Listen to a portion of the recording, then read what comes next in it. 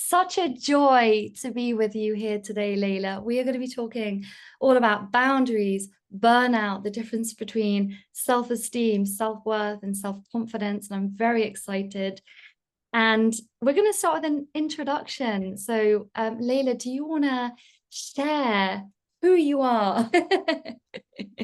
So everyone watching can get an understanding of who you are and what you're bringing here today. Oh, a pleasure. Thank you so much for this invitation. So, Indigo Brave is the company that I now run, and that was formed in 1996. So, we're definitely into our eldership as a company, which is a concept and a word that's really exciting for me. Who I am. So I mean, I guess a lot of your audience, Antonia, are going to know about the soul contract work and perhaps the color light work and the divine healing work. So it's a joy to be able to talk about that side. And also, we are a social enterprise. So we began our work with young people who were being excluded from school, or perhaps they were even on probation. They were the trouble kids, and that's where our work began in sort of 96. We also started working with people who had mental health issues because we were asked to. And then we won an award for our education work, and people wanted to know what we were doing. So that led to working with the adults who were looking after these people. So we thought, right, we better learn how to do that then, and got invited into that. And then as part of the award that we won, we started to look at other ways of working beyond grants, because at the time we were a grant funded organization, and that led to us going into the corporate field. Beautiful. And obviously, I know you work with businesses and you work with individuals, and the basis of your work, which you've written a whole book about, is the model that you've built, which I'm so fascinated by. And I always share it with my clients who have particular energies in their soul contract, which is the threes in particular, which is all about self-worth, but really I think it relates to everyone. So what I'd love to understand for everyone watching, where did this model come from, and what is it actually? Let's get down to the foundation. What is the difference between self-worth, self-esteem, and self-confidence? Absolutely. So if you look at the Oxford English Dictionary, or if you go on Wikipedia or whatever to find out more about self-worth, what you'll find is that the terms are used synonymously. So it will define self-esteem as it's how you feel about yourself, it's your self-worth, it's how you value yourself, and vice versa. So if you look at self-worth, it will say it's how you feel about yourself, it's your self-esteem. And we were repeatedly asked to go into schools, referral units, mental health day centres, because people had self-esteem issues. And that was a thing that was quite, quite a hot topic, shall we say, in the 90s. And what we found was that quite a few of these people did not really have self-esteem issues at all, particularly these teenagers. They were really fronting up as there's nothing wrong with me.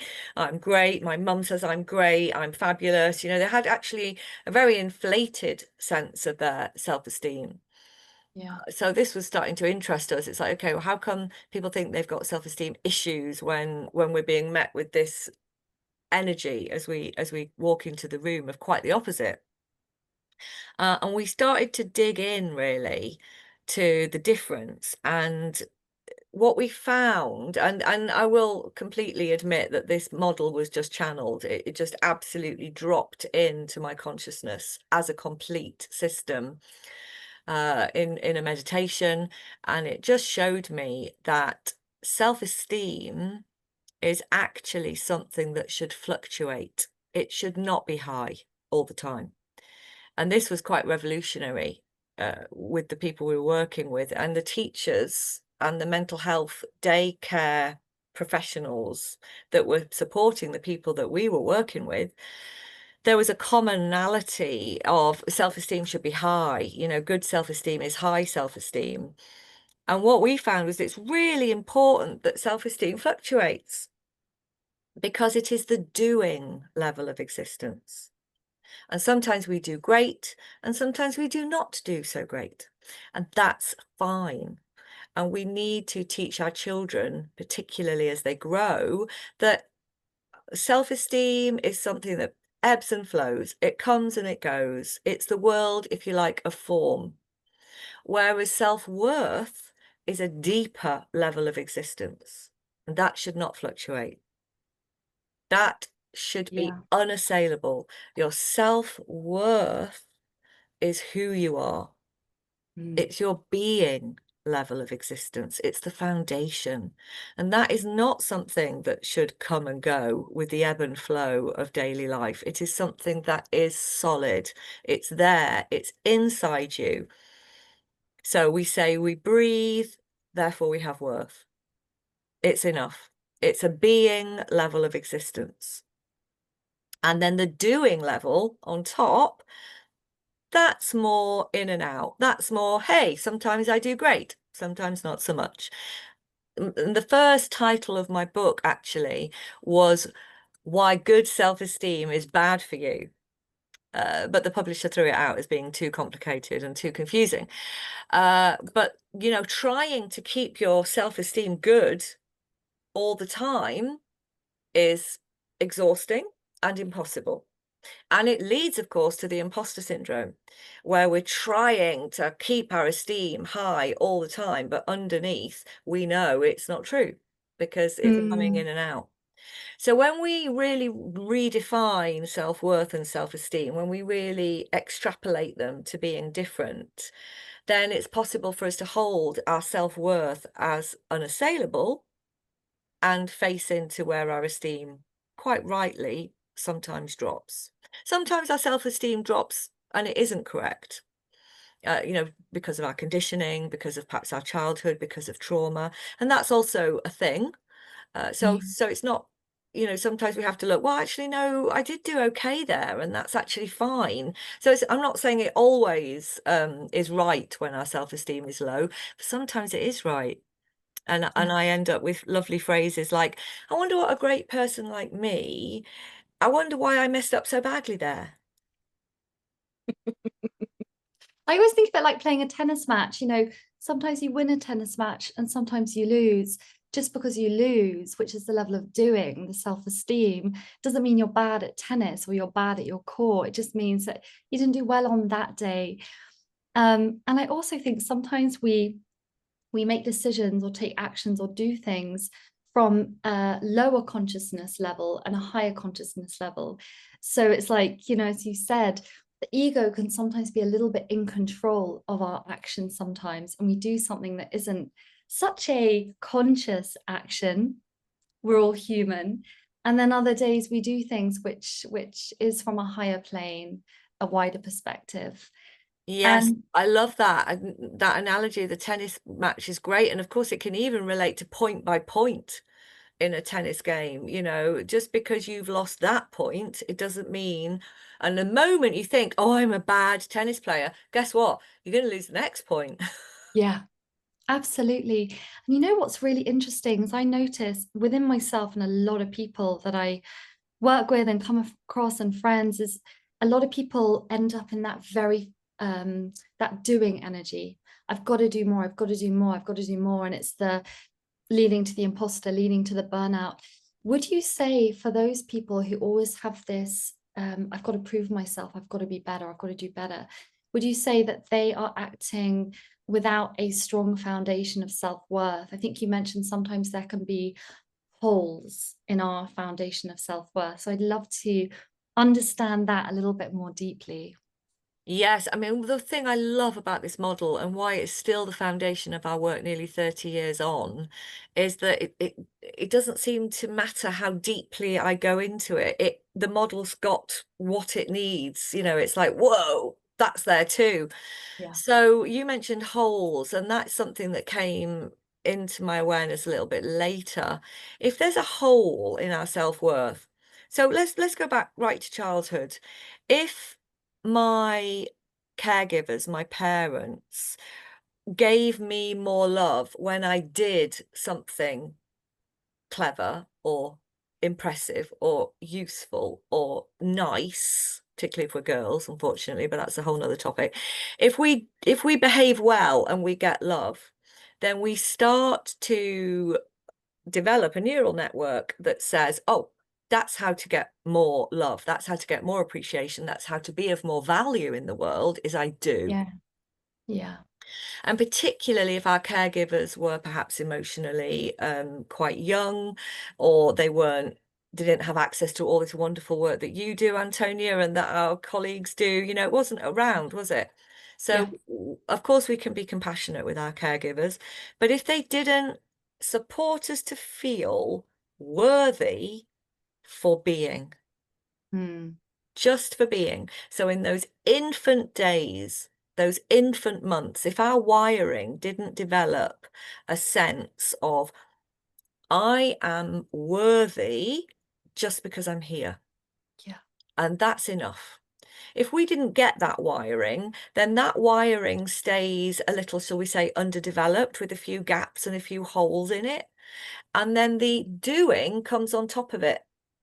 It comes on top of that wiring, and neuroscience is catching us up now, actually. It's Mm. demonstrating that our self-worth neural network and our self-esteem neural network actually exists in quite different parts of the brain. So this is really exciting. Amazing. Yeah, I didn't even know that. yeah, That yeah. is, I know it's really catching up. So if that happens, then the doing network is more solid, it's more mm, developed, it's more complex, and it will attempt to fill the self-worth hole with the doing. But yeah. that can never work. Oil and I like water. Yeah. oil and water, exactly, or I like to say sand and water. If you've Mm, got a self-worth hole, then that's a hole that needs water. And pouring sand into it, which is your self-esteem, is not going to work. Sand is a great thing. Sand can do building and lots of exciting things, but it's a completely different medium than the water. If you try and fill your swimming pool up with sand, then you're not going to be able to swim in it. And self-worth needs water yeah. as a metaphor. It needs that deep filling from the inside. It can't be filled. I like to think of it as a Yeah. spring of water that is bubbling and filling up the network that wasn't developed as a child. You Mm. can't fill it from the outside in. No, you can't. And you know what? As you were speaking, I was thinking we're also, many of us, and there's no blame, there's no judgment or shame on our parents whatsoever, because everyone's just doing their best. And we always have these contracts for people to play different roles, especially if we've had very difficult upbringings and challenging circumstances and parents. But I would say that I it's not very common for, I think, people to have that strong foundation of self-worth inbuilt at such a young age. And on top of that, we have all the conditioning culturally, which rewards you immediately for what you do rather than who you are, like in school. And we know that's a big subject, but you get rewarded when you win the race, you get rewarded when you get the top marks, you get rewarded with your behavior for being good, well behaved, you become a prefect, and then it grows. It grows in the workplace. It grows beyond that. In society, says well done. If you tick off these big checklists of, oh, I did this and I did that, and no one sees the inner work.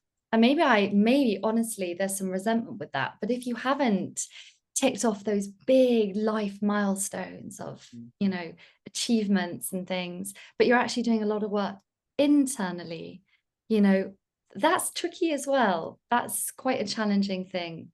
It Um, absolutely is. And you learn, I think, hopefully, if you're doing this work, to separate the outward achievement, which is all well and good and great, and people are doing wonderful things out there, and that's great, but that is not the same as your worth. No. It never will be. And your worth is in the quiet moments. You know, your worth is, can you actually sit, take a breath, and know that you are worthy. You are worthy of love. You are worthy of connection. You're a great person. You don't have to do in order to feel worthy. And it's quite a discipline, and it's certainly something that I have had to learn.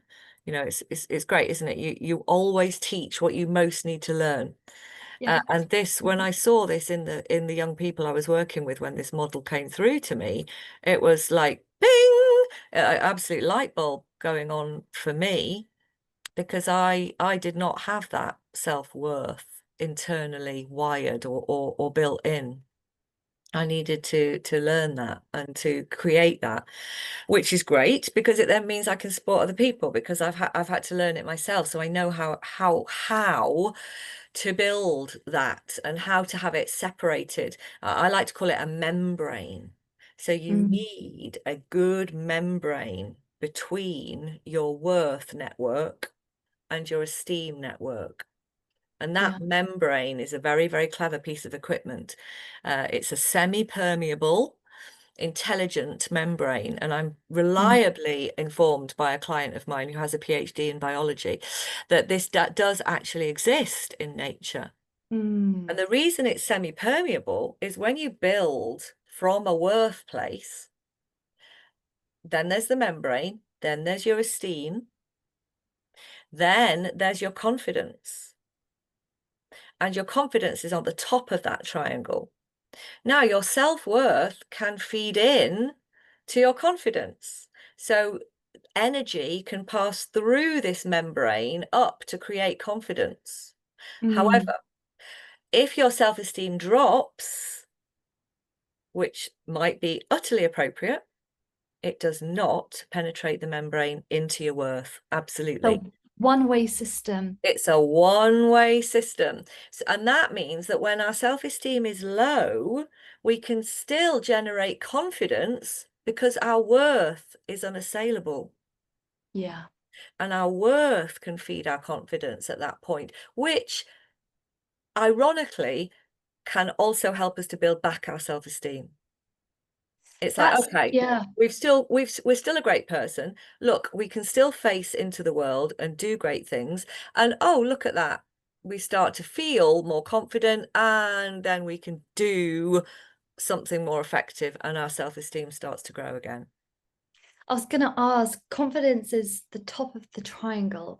And, you know, everyone bandies a word around the same words: self-esteem, self-confidence, self-worth. You know, it's a lot of blurred lines, as you mentioned at the beginning. What would you say is the confidence at the top of the triangle? What is its role up there? And how does it relate to self-esteem and self-worth beyond what you've just shared? No, it's a great question. What I love about confidence in my model is that it's out. So confidence is you going out into the world, and confidence, it comes from trust, to confide, confidence. So it's actually self-trust. Yeah. It's, I can be seen, I can be out in this world, and I'm safe because I Yeah. trust myself. And when that confidence is built on a worth foundation, we can still be confident even when we've made a terrible mistake, Yeah. because that's just our esteem level, and our esteem level will always fluctuate if we're a human being. It will always go up and down, but our worth is unassailable, and therefore our confidence can be strong when things are going well, and still strong when things are not going well. Perfectly explained. And you mentioned trust, and that's such a big one. And, you know, we need to have trust in ourselves. And I see a lot of people who, you know, of course, including myself, we don't trust ourselves. We don't trust our ability to do things. And a lot of that is connected to, oh, we're not good enough to do that thing. I don't trust I can handle it. But then there's also trust in source, trust in God, trust in the universe. And I don't think they can work without the other. And if we have a bedrock of self-worth, I do find that that is so deeply connected to having trust that we are unconditionally loved and unconditionally supported by something that is greater than us. So where do you feel the theme of trust flowing through your beautiful model? Oh, yeah. Trust is very important to our work. So whenever we work with culture changes in organizations, we're always looking at high trust environments. We're trying to create high trust.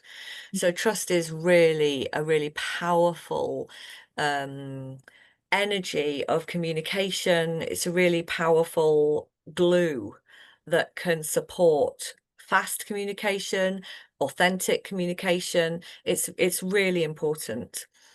Now, when we started working with this model, when I channeled it, we were working with young men who were on probation, mainly for stealing cars. And all that is explained in detail in the book. So you are not going to be able to talk to that particular cohort about God or source or Yeah, even the universe, because you're going to be hippy dippy and out the door. And we wanted to give them something to support their lives where they were. And you can talk to them about self-worth. So it's very important to me that this model works without necessarily having a spiritual connection. mm, However, if you are lucky enough to have a deep spiritual connection, then of course it becomes very clear to you very early on that your worth, really, that wellspring that I mentioned that bubbles up and fills that worth, is from source. yeah, Because if you have any faith at all, any experiential knowing of something greater than you, whatever you label it, however you call it, is irrelevant. If you have that experience in your body, in your life, then you only have to rest back into that to know that source is here.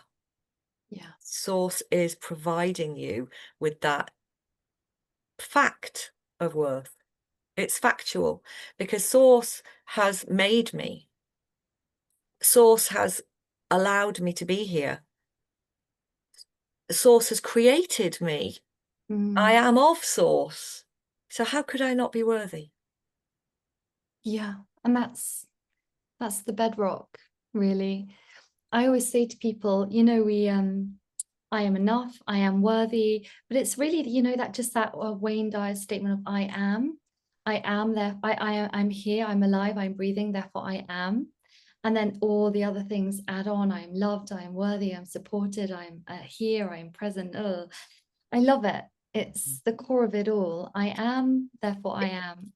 Absolutely, yes. Descartes gave us a little bit of a left field ball with I think, therefore I am. There's definitely not a true statement for me, and I am, therefore I am is much truer. Yeah, The level at which it works, of course, for self-worth is I am loving. yeah, I am lovable.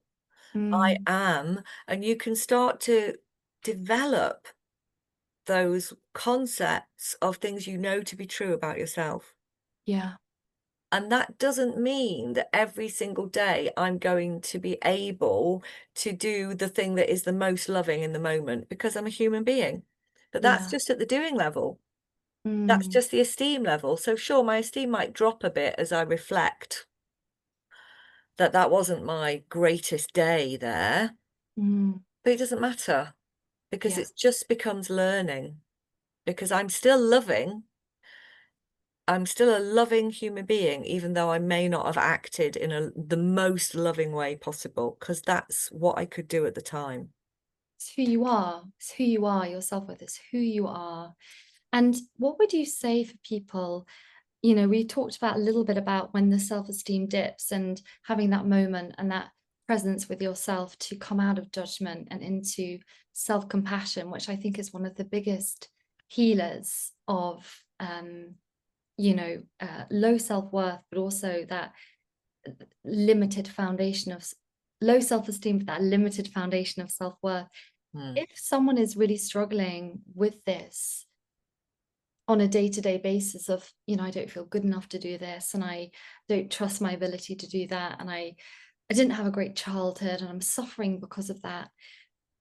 How would you, and it's a very broad and very hard question to answer, what would some steps that you would recommend or some ways of being to start to rebuild that foundation of self-worth? Because ultimately, let's leave the self-esteem for now, go into the meatiness of it. How can we start to rebuild that, re-nourish that inner spring so we can be fed from within? Mm. So step number one for me would be to take on board the concept that I'm not what I do, Yeah, that my self-esteem is different to my self-worth, and start to just separate those two things out, because that is crucial. mm, And then, as you say, you're left with that bedrock of, okay, this is my worth. What would I need to believe to know that I am always worthy? I'm always worthy of love. What would I need to know? And that will start to point you to where the holes are. yeah, So, for example, I've done a lot of work around the whole of, am I lovable? yeah, So I am lovable. I was lovable when I was behaving well, and I was very unlovable when I was not behaving well, or when I'd done something wrong, or when things hadn't gone to plan. yeah, And to spot that meant I could address it, because I knew that can't be true. That mm, can't be my worth, because that's just something I've done. yeah, Why is it affecting my worth? It's, mm, it's just something that's happened in the world of form. It's not who I am. And with that conceptual difference, I was strengthening that membrane all the time. Like, hang on a minute.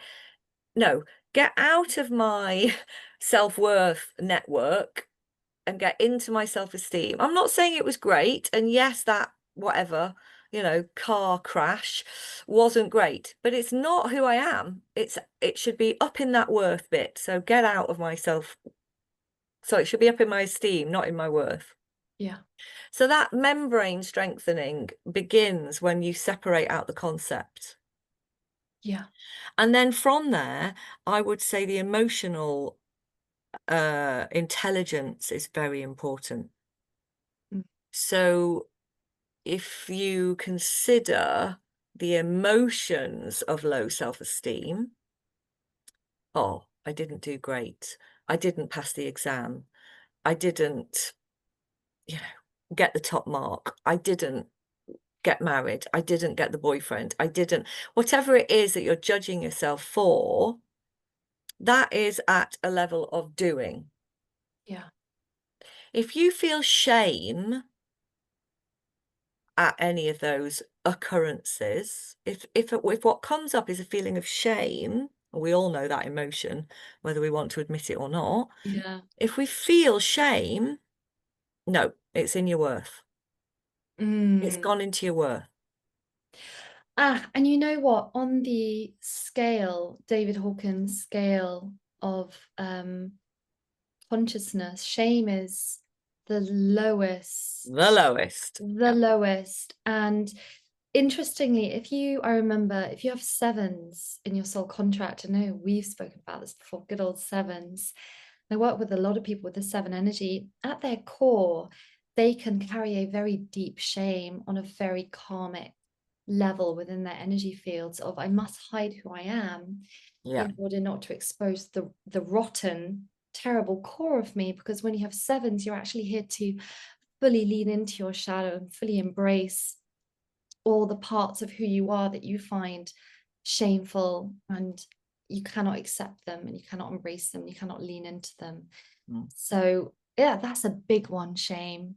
It's And a really big one. And what I love about this model is that let's pull it back, when I experience shame, thanks to the model, I now take a moment. It's like, ooh, ow, ouch, shame. And I have two differentials with shame. So it's not, sadly, it's not on David Hawkins' model, but for me, there is healthy shame and toxic shame. yes, And toxic shame is that quite literally life debilitating, horrific experience, which taps right into our mammalian brain and frankly says we're going to be excluded from our family, community, tribe, and therefore we're going to die. oh, it's a complete death fear, isn't it? It's a Yeah, death at fear. its core. Yeah. It's utterly core. So that toxic shame is a hole in your self-worth. Mm, But if you feel that and can go, okay, hang on, that is toxic shame. What's actually happened here is perhaps I have not been my most loving self. Perhaps that is a fact. yeah, Perhaps I haven't been loving in a way I would like to be, and that we can shift it to healthy shame. yeah, Because healthy shame is, I'm not God. yes, I'm not yeah, God. And that self-compassion, yeah, because then I can go, okay, I've still got this experience of shame in my body, and it's a very unpleasant sensation, but it's one I need to integrate because it is part of being human, because I am not God. So I can move it, I can dance it, I can stretch it, I can go for a run, I can get in the cold water, I can go for whatever it is that moves it for you and moves through that experience of shame. It can become a healthy shame. yeah. I'm not God. Yeah, and you know what? I love that. And I think if there's anything anyone can take away from watching this, it's okay to feel. It is okay. We're human beings. We're here on earth to have a deeply, deeply emotional experience. And if you've got eights in your soul contract, or fives, or 11 twos, you're going to be feeling things very, very deeply. And it is okay. And we're allowed to take responsibility for our actions without blame, because blame is toxic. Oh, I shouldn't have done that. I'm so stupid. What a stupid person I am. Versus, I could have made a better choice, but this is where I am.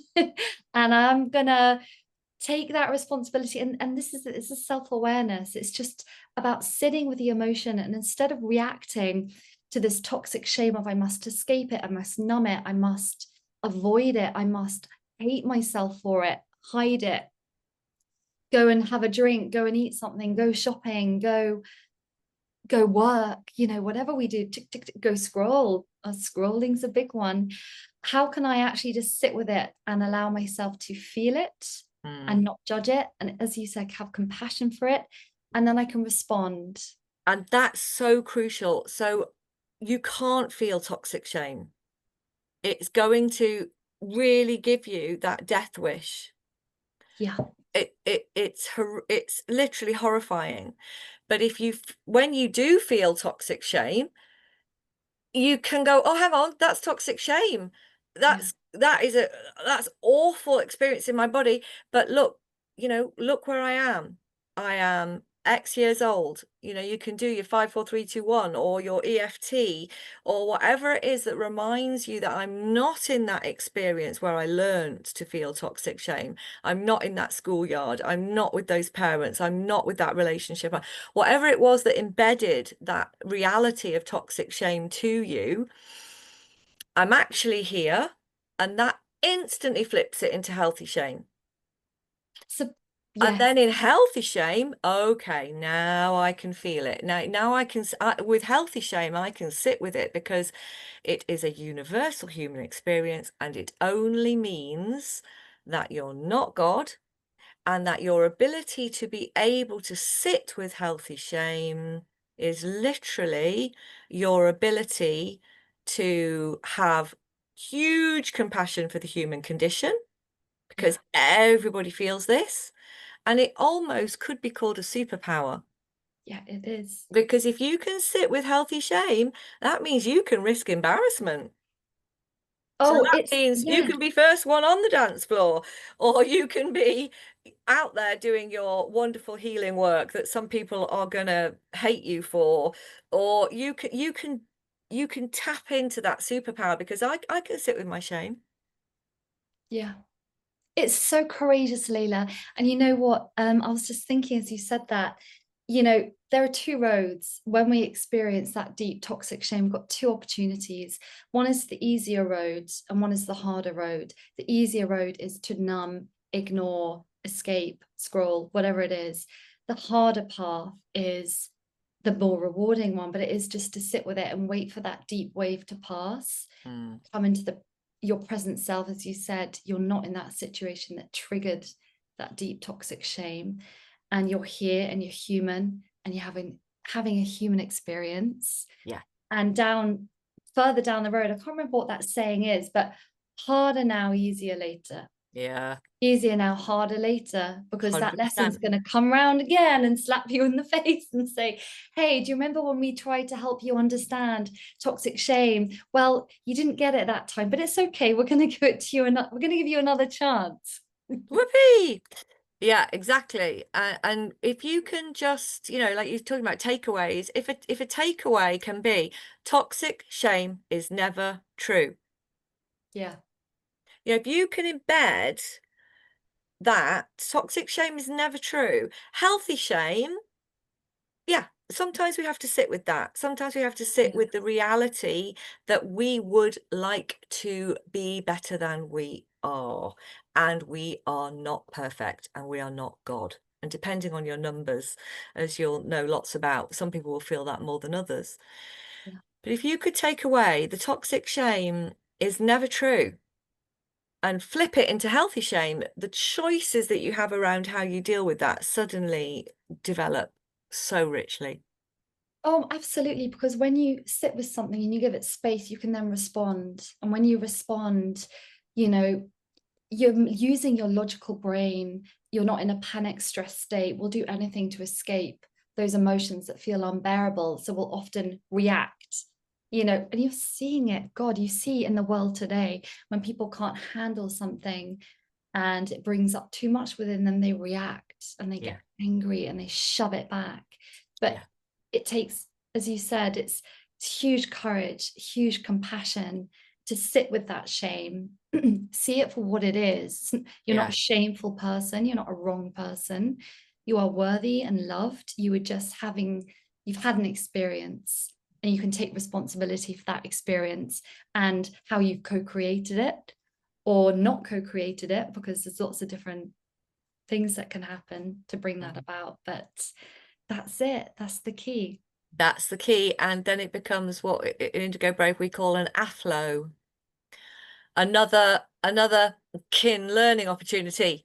Ah, it's an aflo. It's an Yeah, AFLO. it's an aflo. It's just an AFLO, and sometimes it doesn't, sometimes we do need those strong words, because it can feel a bit like, what, another one? But Yeah. yeah, it's an AFLO. Okay, bring it on. Bring it on. I can learn, I can grow, I can be more tomorrow than I was yesterday. Bring it on. Yeah, that's it. And you know what? I didn't know we were going to go so deeply into shame, and I love that we did, because every person is feeling this and thinking there's something wrong with them for feeling it. And Mm. the message we have is no, there's not. No, There's there is not. No, there is not. And I'm really glad you've put it like that, because there is sort of quite a popular movement of shame is something that you must get rid of. Yeah. And it's like, if you feel shame, immediately ring a friend, immediately prove to yourself it's, and I understand that, but you know, like you said, David Hawkins' incredible work, which mapped all those emotions. Shame is at the bottom. Well, there's an interesting thing about the bottom because it is the floor, Yeah. it's the ground, and it's very sensible to build from the ground up. Yeah. So it's not so much about getting rid, it's more calling it what it is. Okay, the toxic shame is, it's just simply not true. Yeah. That is just something that is a mistake. It's a misconception. You can never be toxically shamed, and we should never have been toxically shamed, and that is not the truth. But if we can sit in the healthy shame, we Mm. can build back up again Yeah. from the bottom, because just to tie it back to the model, worth is at the being level of existence. Mm. It's your being. And that's when we experience shame. Not that we've done something wrong, which is esteem, but that Yeah. we are wrong. Yeah. That's shame. Yeah.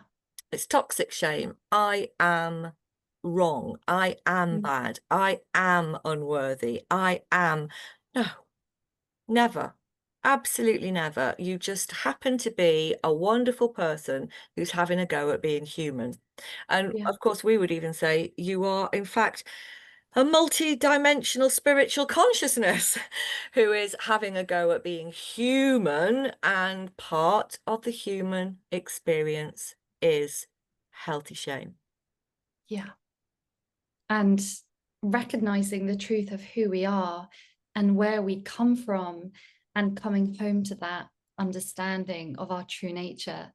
And this is the whole purpose of it. If we zoom out into that beautiful, as you said, multidimensional nature, you know, learning our self-worth is learning about the true nature of who we are, learning about the home, the love that we are born from and that we are. And that's the whole point of having a human experience. We are here to experience separation from our home, from our truth, and we're here to ascend back into those levels of consciousness where we can reconnect with that Yeah. and remember that. And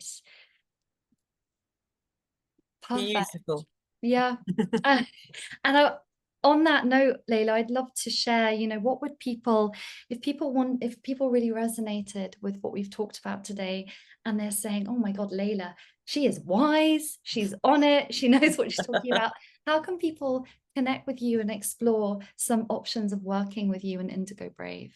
Oh, well, they'd be very welcome, of course. And yeah, the book's a great place to start. I know you've got the link to that. Yeah. And if you go on our website, indigobrave.com, you'll find there is plenty of free work around what we call our Firelight Circle. So we've got some lovely coaching campfire circles, as we call them. And there's lots of free things to dip into at the firelight level. And then you can go in to the other levels and the Ignite level, where there's lots more videos and learning and groups and coaching and one-to-one coaching. And the circles deepen in their commitment and their results the closer you get in to our Indigo Brave campfire. And yeah, there's a great newsletter that you can sign up for on the website, and that's always going to keep you informed of what's going on in the Indigo Brave universe. Perfect. Thank you so much, Layla. Such a joy and an honor to have spoken with you and shared this beautiful model that you have. I'm so grateful for the invitation. It's been an absolute joy. Thank you so much.